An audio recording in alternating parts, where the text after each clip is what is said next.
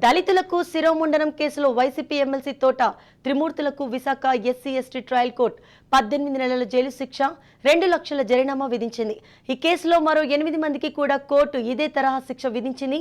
కాగా trial court తీర్పుపై తోట త్రిమూర్తులు మరో 8 మంది ఏపీ హైకోర్టును ఆశ్రయించారు. ఈ పిటిషన్ల నేడు విచారణ చేపట్టిన హైకోర్టు ధర్మాసనం విశాఖ ట్రయల్ కోర్టు తీర్పై మధ్యంతర ఉత్తర్వులు ఇచ్చేందుకు నిరాకరించింది. ప్రతి వాదులకు నోటీసులు జారీ చేసింది. అనంతరం తదుపరి విచారణను మే 1కి వాయిదా వేసింది.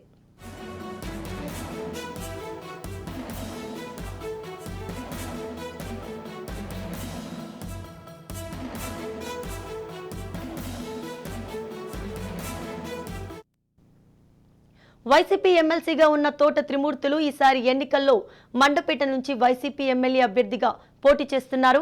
28 ఏళ్ల నాటి శిరోముండనం కేసులో సరిగ్గా ఎన్నికల ముందే తీర్పు వెలువడడం ఆయన తలనొప్పిగా మారింది. ఎస్సీ ఎస్టీ అట్రాసిటీ కేసుల్లో శిక్ష పడిన వారి నామినేషన్లు చెల్లుబాటు అవుతాయా లేదా అనే అంశంపై వైసీపీ నాయకత్వం చర్చిస్తుంది. నామినేషన్ల గడువు ఈ నెల 25తో ముగియనుంది.